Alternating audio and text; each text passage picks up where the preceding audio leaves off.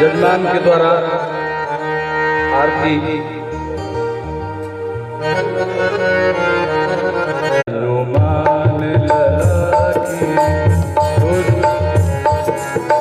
आरती श्री रामायण जी की कीरत कलित ललित प्रिय की आरती श्री रामायण जी की कीरत कलित ललित गावत ब्रह्मादिक नारद वाल्मीकि ज्ञान विशारद सुख सनकादि सिद्ध अवतारद पवन पवन सुख आरती श्री रामायण जी की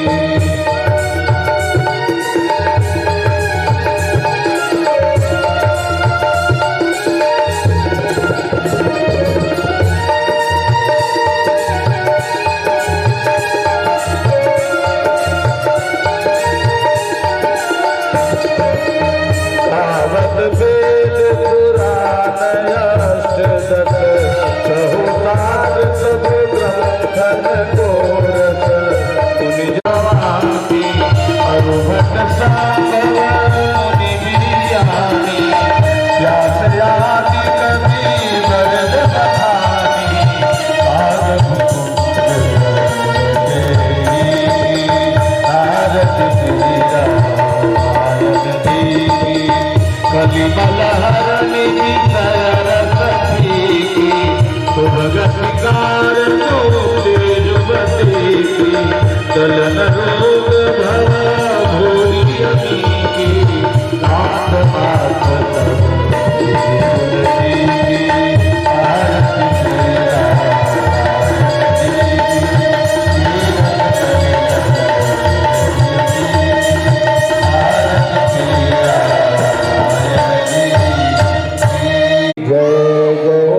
गुरुदेव भगवान की जय जय। बोलिए दास विजेश जी महाराज की जय जय। नमः पार्वती पतये हर हर महादेव।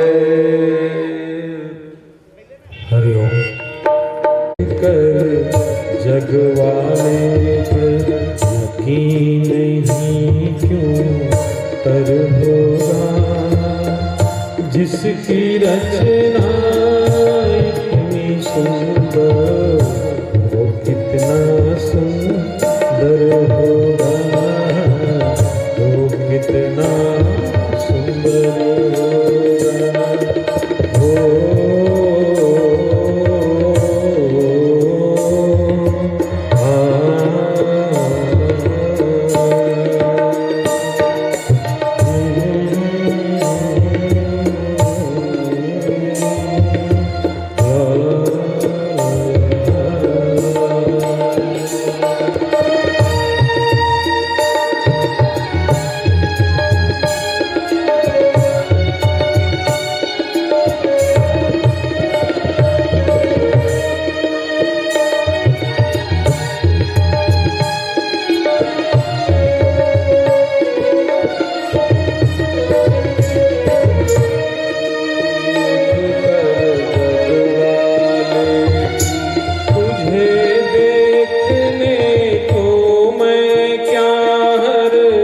दर्पण तरसा करता है, तुझे देखने को मैं क्या हर दर्पण तरसा करता है। जो तुलसी के बिरवे को हर आंगन तरसा करता है, जो तुलसी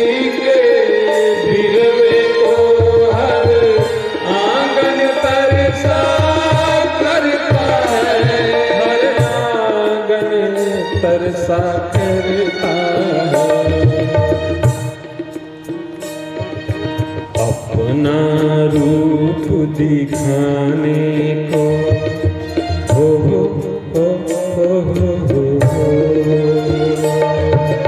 अपना रूप दिखाने को, तेरे रूप में खुद ही स्वर होगा। जिसकी रचना इतनी सुंदर, वो कितना सुंदर होगा, वो कितना सुंदर होगा।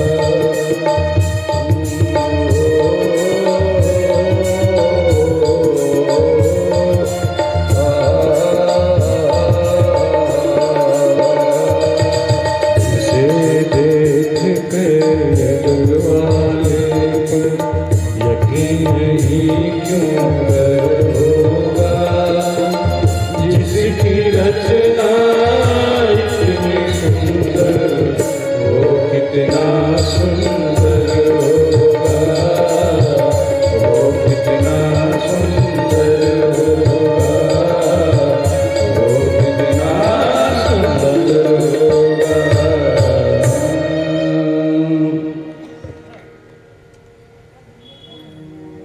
तब तब प्रभु धरि मनुज शरीरा, हरहि कृपा निधि सज्जन पीरा। परमात्मा की सबसे खूबसूरत रचना आप हो, या यूं कहें कि परमात्मा ने आपको अपने लिए बनाया है, और संसार में आकर के जो नैसर्गिक व्यवहार और नैसर्गिक गुणों का दर्शन होता है मेरे प्यारे, वो सारे नैसर्गिक गुण पशुओं में भी विद्यमान रहते हैं। जैसे भूख पशुओं को भी लगती है, पीड़ा पशुओं को भी होती है, अपना हित और अहित पशु पक्षी भी जानते हैं, परिवार और समूह में पशु पक्षी भी रहते हैं। तो फिर पशुओं में और हम मनुष्यों में क्या अंतर है? अच्छा, दुर्भाग्य की बात ये है कि हम जानते सब हैं पर मानने को तैयार नहीं। ये सभी जीव बोलते ना, सब जिसके मुंह से सुनो कि ईश्वर सब जगह है। अरे भाई, सब जगह है तो तुम्हारे अंदर भी होगा, पर ईश्वर की पहचान कैसे होती है मेरे प्यारे? क्या स्वरूप से, आकार प्रकार से, बातों से? ईश्वर के 6 गुण होते हैं। और संसार की किसी भी पदार्थ या किसी भी वस्तु की पहचान उसके स्वभाव और स्वधर्म से होती है। आदत संसार में आके बनती है और बिगड़ती है।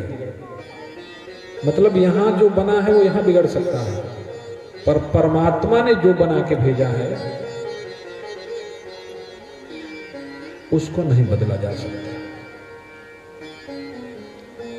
जैसे सांप के मुंह में जहर है तो जहर रहेगा, ये उसका स्वधर्म भी है और काटना उसका दबने पर स्वभाव भी है।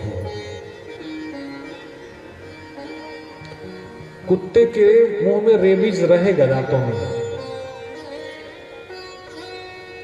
और काटना चाटना उसकी आदत है, तो पालतू बना भी लेंगे तो विषम परिस्थिति आएगी तो कभी ना कभी काट लेगा। क्यों?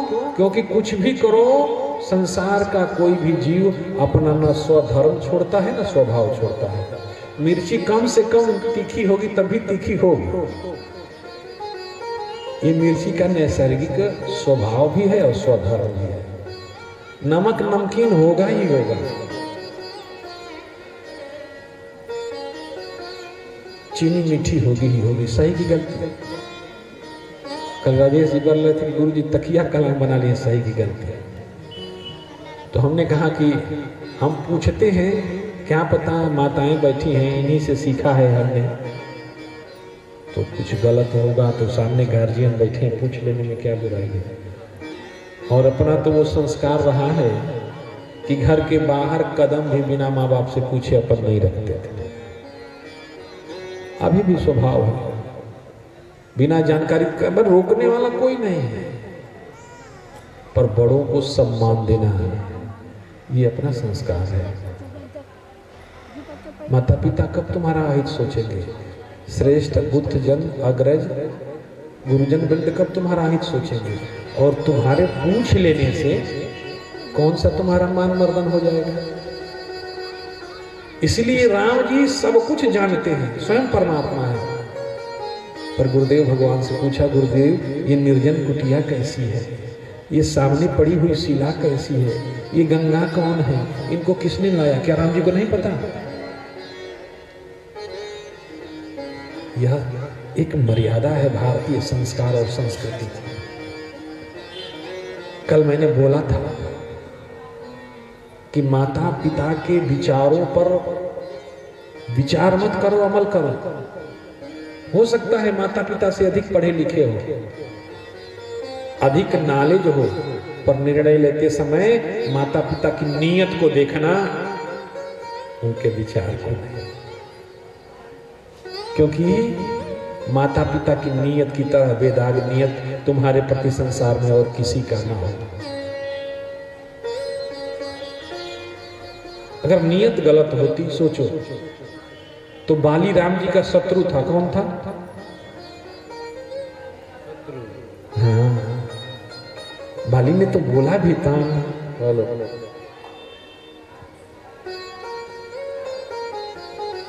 कि धर्म हेतु अवतरे गोसाई और मारे हो मोही व्याधि की नाई। बहेलिया की तरह छिप के बाण मारे हो। और उसी राम जी के हाथों से गति होने के पहले बाली ने उस शत्रु को, जिसने उसका हनन किया, उसके हाथ में अपने पुत्र का हाथ सौंप दिया। आज का छोरा होता तो कहता, रे बाप का बदला ले गए, अपना सर्वनाश कराता है। इसलिए जब आपके माता पिता अग्रज श्रेष्ठ जन आपके विषय में कुछ कहे ना मेरे प्यारे, तो उनकी बात नहीं, उनकी नीयत देखना।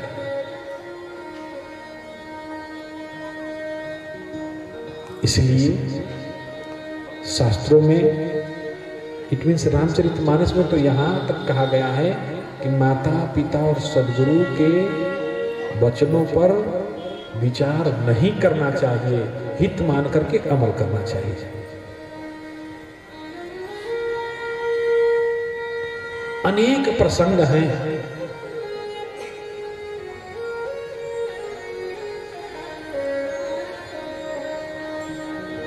आज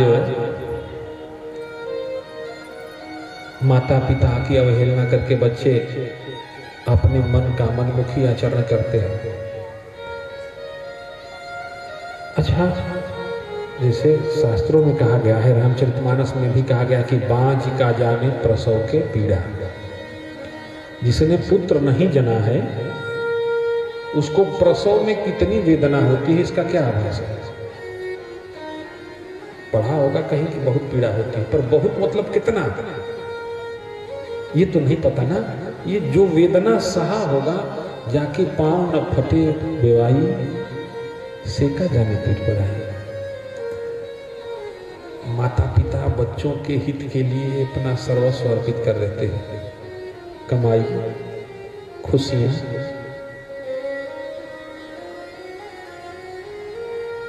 और वो बच्चे माता पिता को ही शत्रु मानते हैं। कारण क्या है?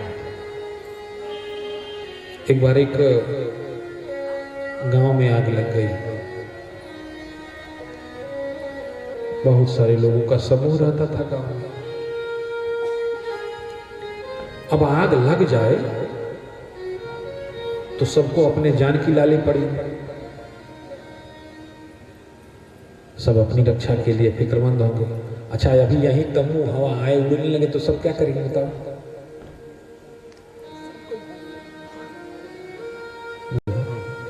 क्या करेंगे? हाँ, सब तो गांव में आग लगी तो गांव के जितने लोग थे सब जान बचा के बाहर भाग आए। आग बड़ी भयंकर थी तो कौन मरेगा? पशुओं का रस्सी तक खोलना मुनासिब नहीं समझा। और उस गांव में 2 लोग ऐसे थे जो बिना सहारे के बाहर नहीं निकल सकते थे। एक गांव का बुजुर्ग व्यक्ति था जो चल फिर नहीं सकता था, और एक 14 बरस का युवान था, किशोर, जो चल फिर तो सकता था पर उसके पास आंखें नहीं थी। आग की लपटों से पूरा गांव घिर गया। जिंदगी की आखिरी उम्मीद एक दूसरे के स्वर दे रहे थे कि शायद कोई आसपास है जिसकी मदद से अपना जान बच सकता है। जब दोनों में संवाद हुआ तो बुढ़ा चिल्लाया कि हम तुमको देख रहे हैं बेटा, पर चल नहीं सकते, अब तो मर ही जाएंगे। युवान कह रहा है बाबा हम चल सकते हैं पर हमको दिखाई नहीं दे रहा, हम अंधे हैं। तो बुजुर्ग ने कहा कोई बात नहीं बेटा, तुम हमारी आंखें ले लो और अपने पैर हमको दे दो। कहा कैसे होगा बाबा? कहा मैं बता रहा हूं, जैसे वैसे दूरी तय करो। तुम जहां खड़े हो ना वहीं से दाहिने हाथ को मुड़ जाओ और 5 कदम गिन के आगे बढ़ो। दरवाजा है। दरवाजे से बाहर हो गया। बुजुर्ग ने कहा कि बस सीधे चले आओ बिना मुड़े, 20 कदम दूर ही होंगे तुमसे हम। बुजुर्ग की आंखों से बुजुर्ग के नजदीक पहुंच गया कौन? वो अंधा छोरा। अब बुजुर्ग ने कहा बेटा तू चल सकता है और मैं देख सकता हूं, अगर हम दोनों एक हो जाएं तो दोनों बच सकते हैं। कैसे? कहा बेटा तू मुझे अपने कंधे पर बिठा ले, मैं तेरी आंख बन जाऊंगा और तू मेरा पैर, दोनों एक दूसरे के सहारे हो जाएंगे और दोनों आग की लपटों से बच जाएंगे। युवा ने वही किया, बुजुर्ग को कंधे पर बैठाया और आग की थपेड़ों से, आग की पहुंच से दोनों बाहर हो गए। पर दोनों एक नहीं हुए होते तो क्या बचना मुनासिब था? क्या बचना संभव था बताओ? कोई बचा सकता था? आज समाज में विषयों की आग ऐसे ही लगी है माई बाप, कोई किसी की सुनने को तैयार नहीं, सब अपने को ही सही मानने को और अपने ही मनवाने को तैयार है। इच्छाओं की आग, विषयों की आग, भोगों की आग, वासनाओं की आग, प्रतिद्वंद्विता की आग, प्रतिस्पर्धा की आग, और व्यक्ति को जलाने के लिए तो एक ही आग काफी है माई बाप। यहां तो ओले बरस रहे हैं, युवाओं के पास जोश है पर अनुभव नहीं है। बुजुर्गों के पास अनुभव है पर बल नहीं, और बात ना अनुभव से बनेगी न पुरुषार्थ से बनेगी। दृष्टि बुजुर्गों की हो, अनुभव बुजुर्गों का हो और जोश युवाओं का हो, फिर असंभव भी संभव हो सकता है। फिर हानि को भी लाभ में बदला जा सकता है, फिर असंभव को भी संभव किया जा सकता है। पर बुजुर्गों की सुने कौन? उनके पास बैठना, उनसे बात करना तक मुनासिब नहीं समझता आज का युवा। तो इसके लिए कहीं ना कहीं कसूरवार हम भी हैं। सत्संग में, धार्मिक आयोजनों में बच्चों को लेके नहीं जाते। शिक्षा से ज्यादा संस्कार की जरूरत है मेरे प्यारे बच्चों को, क्योंकि संस्कार विहीन शिक्षा जीवन में न कभी सुखी हो सकती है, न किसी को सुख दे सकती है। संस्कार विहीन प्राणी पशुवत जीवन जीता है। शिक्षा तो वो है माए बाप जो औरों के जीवन में भी रस घोल दे, मिठास घोल दे और खुद को भी मीठा कर दे, पर ये बिना संस्कार के नहीं हो सकता। और इसकी पाठशाला थी गुरुकुल। माँ बाप बच्चे छोटे होते थे ना, तो घर से निकाल के गुरुकुल में डाल के चले आते थे, जहां गुरुजन बच्चों को संस्कार भी सिखाते थे और शिक्षण का कार्य भी करते थे। आज कोई किसी की सुनने को तैयार नहीं, किसी की मानने को तैयार नहीं, और ये जीवन बार बार मिलना नहीं है। इसलिए जरूरत है बुजुर्गों के अनुभव का लाभ लेने की। हम उम्मीद करेंगे कि शायद बात अगर समझ में आई हो तो अपने घर के बड़े बुजुर्गों का सम्मान किया जाए, उनके समीप बैठ के थोड़ा वक्त गुजारा जाए। इससे मृत्यु दर भी घटेगी। मेरे को ये लगता है ना कि आज का बुजुर्ग अवसाद ग्रस्त होकर असमय काल के जाल में चला जाता है। वो समाज के थपेड़ों को सह सकता है, पर अपनों की तंज उससे सही नहीं जाती। वो किससे कहेगा कि जिस बेटे के लिए जमीन बेचा, जिस बेटे के लिए हमने शादी विवाह दूसरा नहीं किया, जिस बेटे के लिए कभी नया कपड़ा नहीं पहना, जिस बेटे को उज्जवल भविष्य के लिए कभी पैर में जूता तक नहीं पहना, वही बेटा आज कह रहा है कि तुम कौन हो हमारे, तुम हमारे लिए क्या किए, और पैदा कर दिए तो कौन एहसान कर दिए। कोई भी माँ बाप शायद इतने बड़े चोट आघात को नहीं सह सकता, और आज हर परिवार की स्थिति यही है। कोई स्वीकार कर लेता है और कोई नकार देता है। पर जिस घर में बड़े बुजुर्गों का सम्मान नहीं होगा, यकीन मानो उस घर से खुशियां रूठी ही रहती हैं। जीवन में उन्नति कितना भी कर लो, पर वो उन्नति किस काम की जो न तुमको खुश कर सके, तुम्हारे अपनों को न खुश कर सके। अपने हो तो बांटने में मजा आता है। अच्छा, तुम्हारे बेटे का विवाह, तुम्हारी बहुत बड़ी लॉटरी लग गई और तुम्हारा किसी से ताल्लुकाते नहीं है, तो किससे अपनी खुशी साझा करोगे? अच्छा, औरों से करोगे तो उनको तो जलन होगी। अपना तुम्हारा कोई है नहीं। तो अपने जब करीब होते हैं माई बाप, तो बड़े से बड़ी विपत्ति, बड़े से बड़ा दुख, बड़े से बड़ा अवसाद भी काफूर हो जाता, गायब हो जाता है, हल्का हो जाता है।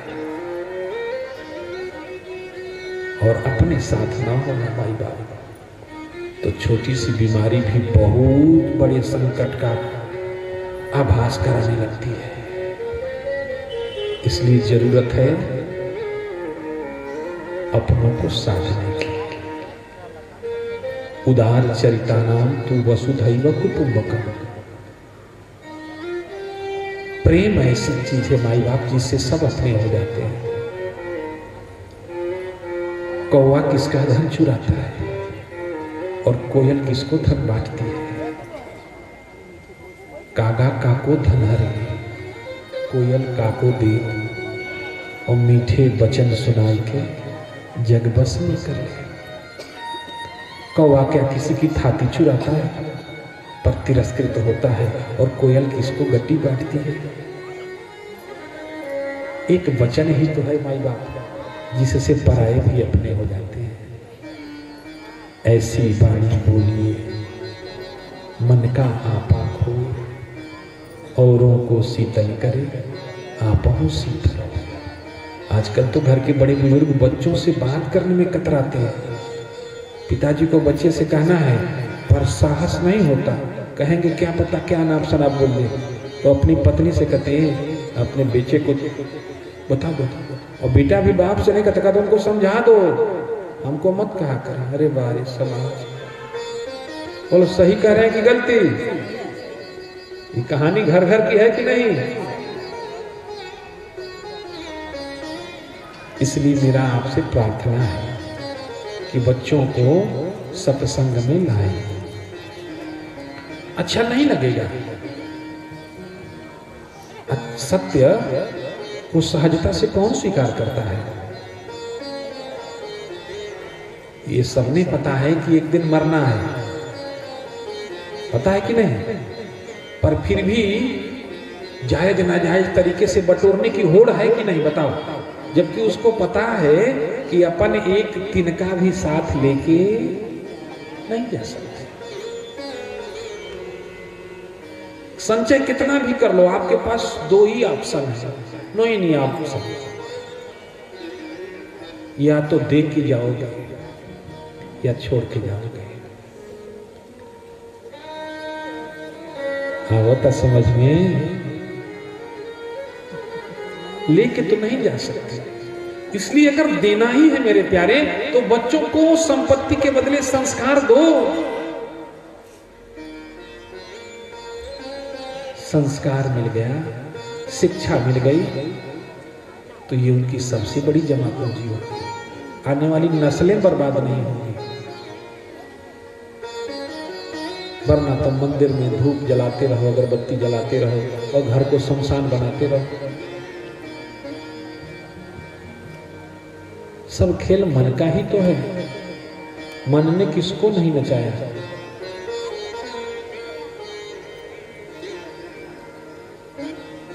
और मन झांसा देते देते जीवन सर्वनाश कर डालता है।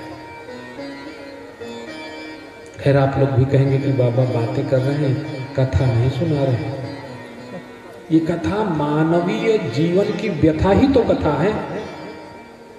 हमारे परमात्मा नारायण रामस्वरूप धारण करके आए, उनके जीवन में आने वाले अवरोधों को कैसे जिया। वो समस्या सिर्फ राम के जीवन में ही नहीं थी मेरे प्यारे। हर प्राणी राम ही तो है। उन परिस्थितियों से हर प्राणी को गुजरना तो पड़ता ही है। हर पुरुष के पास सीता रूपी एक पत्नी है। अब वो सीता जैसी है, मंदोदरी जैसी है या शूर्पणखा जैसी है, ये तो उसके भाग्य की बात है। हर पति राम जैसा है या रावण कुंभकर्ण मारीच सुबाहु जैसा है, ये तो प्रारब्ध की बात है।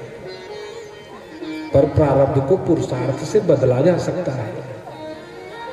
कायर लोग सिर्फ भाग्य का रोना रोते हैं मेरे प्यारे, और पुरुषार्थी जीव भाग्य के भरोसे नहीं बैठे रहते, अपने कर्म से भाग्य को बदलते हैं।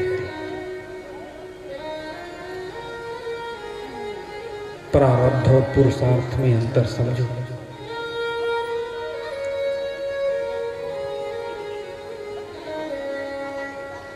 जैसे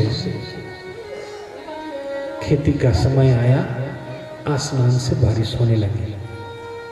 अभी खेत भरना था तो ट्यूबवेल नहीं चलाना पड़ा। ये क्या है? ये भाग्य है। भाग्य में था, ये आपका प्रारब्ध था कि बारिश हो जाएगी, पर सूखा पड़ा है और आपने हार नहीं माना, फसल को बचाना है। बोरिंग कराया, ट्यूबवेल लगाया और भयंकर सूखे में भी अपनी फसल को बर्बाद होने से बचा लिया। यह आपका पुरुषार्थ है।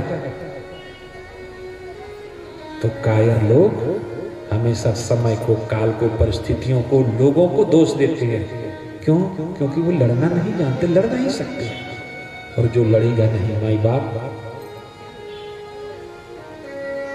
उसको कौन जानेगा। मरना तो सबको है, आज नहीं तो कल।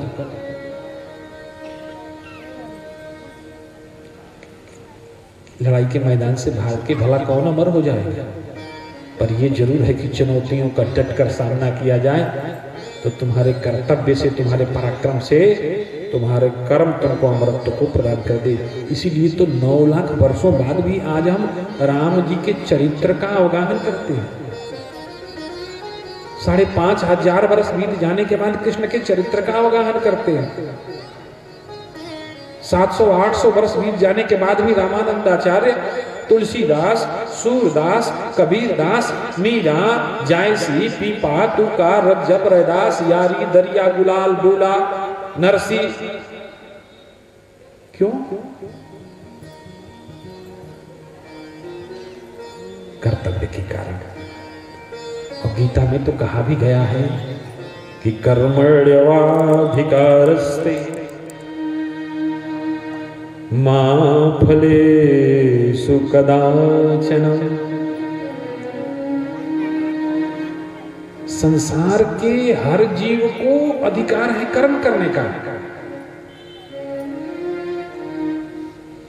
पर धर्म का बोध होने के बाद। बिना धर्म के बोध हुए जीव अगर कर्म करता है तो वो कर्म कुकर्म हो जाता है।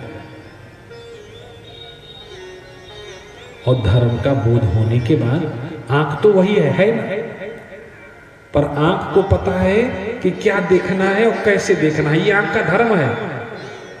और क्या देखना है, कैसे देखना है, आंख को अगर अपना धर्म नहीं पता तो ये आंख फोड़ी भी जाती है। सही की गलती है?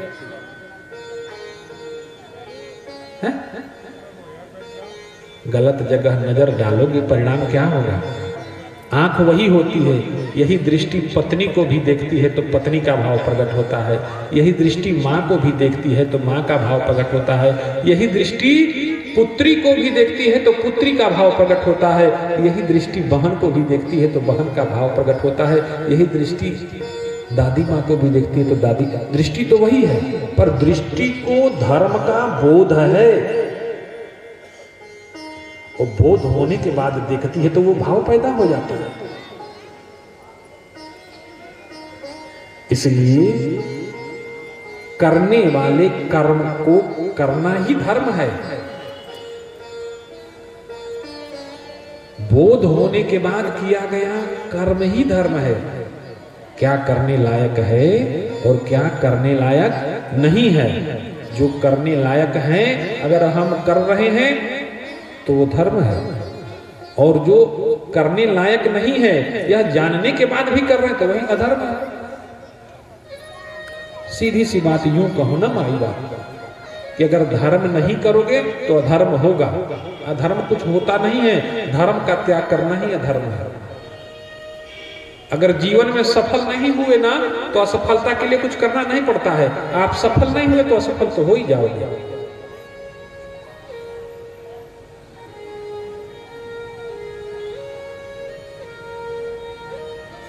आगे बढ़ने के लिए चलना पड़ता है। केवल चलना बंद कर दो तुम पीछे हो जाओगे। पीछे होने के लिए कुछ नहीं करना। पास होने के लिए पढ़ना पड़ता है, पर फेल होने के लिए कुछ नहीं करना पड़ता। मत पढ़ो, फेल हो जाओगे। ऐसे ही धर्म करने के लिए सत्कर्म करना पड़ता है, और अधर्म करने के लिए सत्कर्म मत करो, अधर्म तो हो ही जाएगा। इसलिए जीवन में सफल होने के लिए श्रेष्ठ जनों के वचनों का आदर और अनुपालन करना पड़ता है, और उनका अनुपालन न करो, आदर न करो, जीवन तो ऐसे ही असफल हो जाएगा।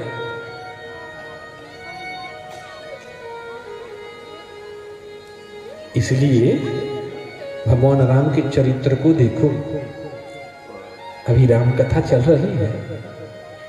हमारे परमात्मा सर्वज्ञ हैं, सर्व सर्वगति सर्व उरालय, बसहि राम सबके प्रतिपालय। वो सब में है, उसके होने से सब में गति है। पत्ते चल रहे हैं, हिल रहे हैं, व्यक्ति श्वास ले रहा है, आंखें देख रही है, कान सुन रहा है, पर अभिमान बकसने वाला कहां है माई बाप?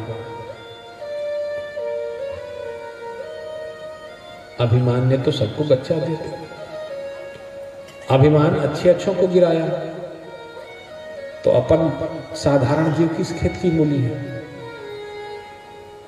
एक बार एक महात्मा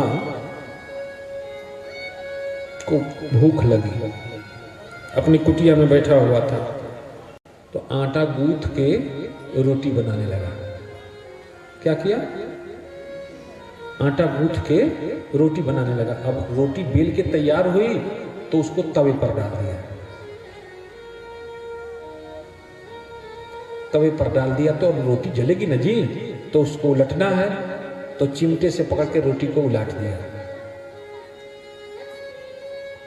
उलट पलट के रोटी सेक के उतार के थाली में रखा। तो महात्मा के शरीर में पार्ट्स ऑफ बॉडी अनेक अंग है ना। आंख ने कहा हम अगर देखे नहीं होते तो तवा के जगह पर आग में पड़ गई होती रोटी। आंख को अभिमान।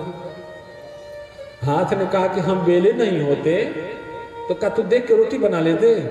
रोटी हमने बनाया। तो अंगुलियों ने कहा बेलना तो हम पकड़े थे ना, ये बताओ अगर हम नहीं पकड़े होते तो तू आगे पीछे हथवा करके भी क्या बना लेते रोटी?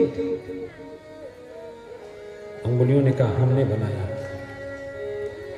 तो मन ने कहा कि सब तुम ही लोग किए अगर तो ठीक है।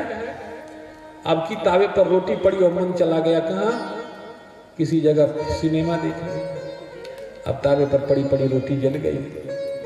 तो कहा आप बताओ बच्चा किसने रोटी बनाया?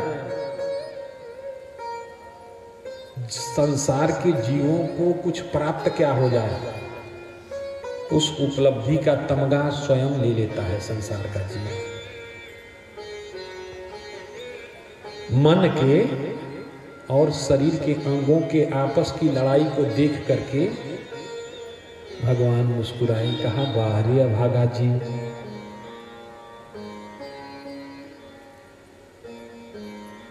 ये सब कुछ तू ही कर रहा है तो कर।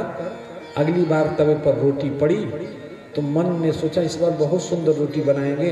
हाथ भी तैयार था, उंगलियां भी तैयार थी, बेलन पकड़ के चक्की पर रोटी पड़ भी गई थी और शरीर से प्राण आत्मा निकल के बाहर खड़ी हो गई। कहा अच्छा भैया सब कुछ तुम ही करते हो तो करो, अपन चले। मेरे प्यारे, जीवन में जो कुछ भी हो रहा है वो आपका पुरुषार्थ नहीं है, ये मेरे राघव की कृपा है। ये श्रेष्ठ जनों का आशीर्वाद है, उनके आशीर्वाद से ये हो रहा है। इसलिए घर से बाहर निकलो तो घर में बने मंदिर को मत्था नवा के निकलो, घर के बड़े बुजुर्गों का आशीर्वाद लेके चलो। क्यों? क्योंकि माँ की दुआ खाली नहीं जाती और माँ की बद्दुआ टाली नहीं जाती। मेहनत मजदूरी करके भी एक माँ चार चार संतानों को पाल लेती है, पर चार चार औलादों से भी एक माँ पाली नहीं जाती। बुढ़ापे में ये दिन भी देखना पड़ता है, हम ही खियाई खाली, एक महीना हम खिए, एक महीना बड़का भैया में रहा। ये दिन देखने से पहले बुजुर्ग मरना चाहते हैं। जब जब व्यक्ति धर्म से, संस्कार से, संस्कृति से हीन होगा ना तो अधोमुखी हो जाएगा, नीचे की तरफ गिरेगा। और जब जब संरक्षण में रहेगा ना निरंतर उन्नति के तरफ बढ़ेगा।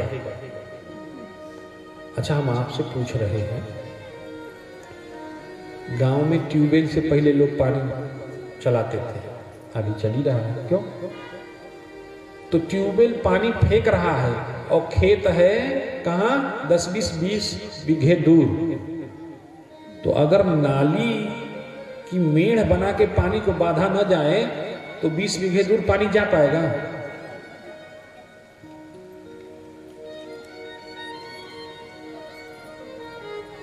ऐसे अनुशासन की बंदिश ना होना तो जीवन में भी कोई व्यक्ति आगे नहीं बढ़ सकता, तरक्की नहीं कर सकता। हम औरों पर शासन करना चाहते हैं, औरों को साधना चाहते हैं, औरों को अपने मुताबिक ढालना चाहते हैं, पर खुद पर काम करने की जरूरत है मेरे प्यारे। जो बाढ़ गांव डुबाता है, अगर किसी श्रेष्ठ का संरक्षण प्राप्त हो जाए तो उसी बाढ़ से सैकड़ों मरुस्थलों में खेती करके अनाज पैदा किया जा सकता है। सैकड़ों सूखे और बंजर प्रदेशों को हरा भरा किया जा सकता है। कब? जब अनुशासन में बंधे तो। और आज का जीव 8 बजे 9 बजे 10 बजे सो के उठेगा हो, क्या मजाल माँ बाप डर के मारे जगा दें।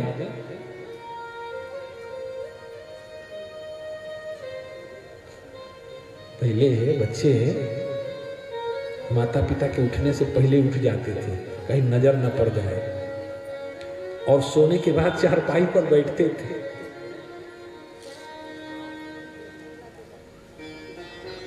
सोने के बाद आजकल तो सर पे बैठ रहे हैं। पिताजी डर के मारे, शर्म के मारे बच्चों के सामने नहीं आते। क्या पता समाज में कुछ बोल देगा तो अपनी माँ को उड़ेगी। ऐसा वातावरण हो गया। खैर, सब कुछ समेटते हुए, समय तो रुकने वाला है नहीं, तो कथा के क्रम में प्रवेश करते हैं।